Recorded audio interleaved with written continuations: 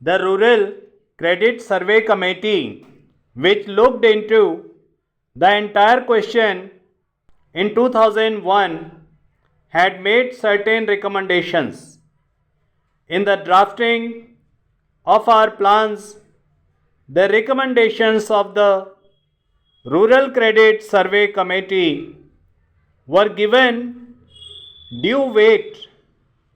You know that in the 9th 5-year plan, it was stated that at least 50% of the villages should be brought under cooperative. According to the 11th plan, all the villages and all the peasants' families are to be brought under cooperatives. This is the perspective with which the Planning Commission has looked at the problem.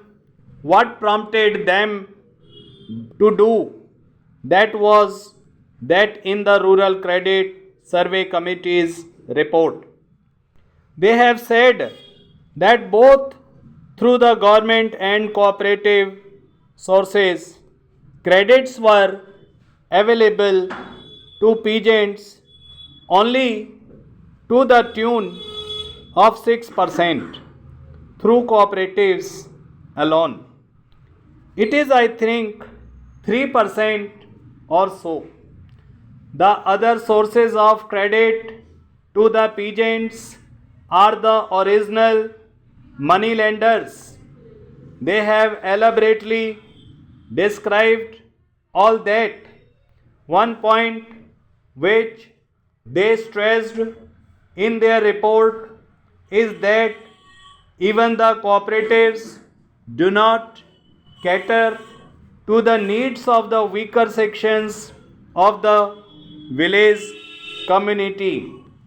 They have stated that in villages where the money lender, the trader, and the village chief function through one person, even the cooperative movement is controlled by them in many places. If they are outside the cooperative movement, they will sabotage it from outside. If they are in control of it, they will sabotage it from within.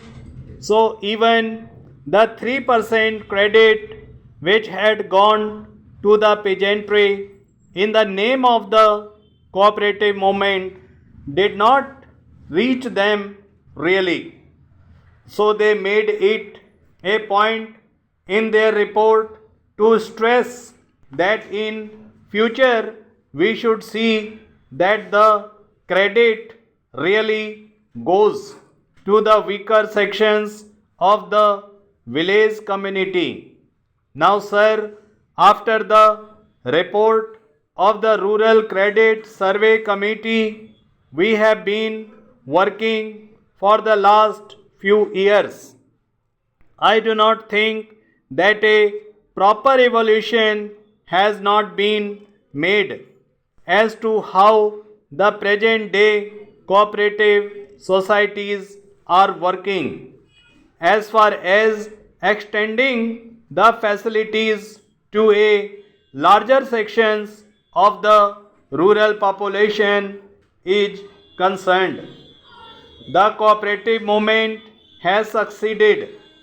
My point is whether this emphasis that the committee had laid on taking special care to see that these facilities reach all the lower sections has been properly worked out.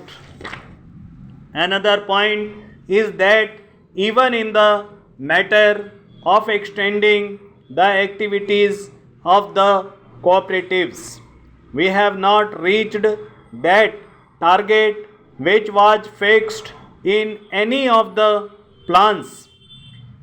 Now they want to make it universal. But even during the 9th 5-year plan or even during the 10th 5-year plan, the target was placed before the country was not reached.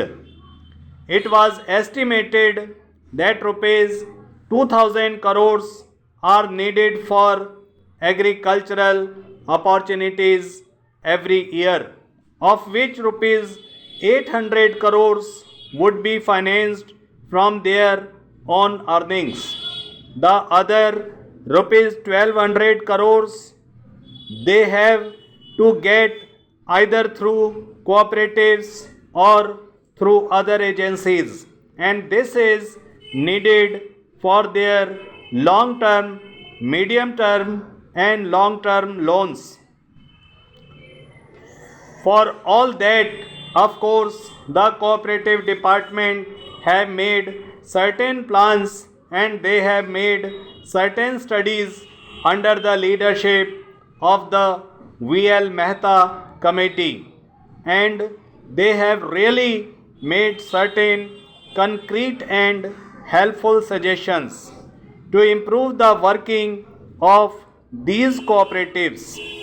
But even here, in spite of all the recommendations, in spite of all the studies, things are not working in the proper direction.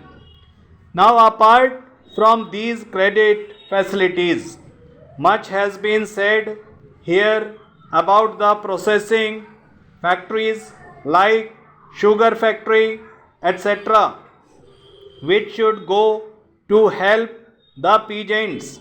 I fully agree that apart from credit societies, marketing societies, all these put together will be of great help to the peasants.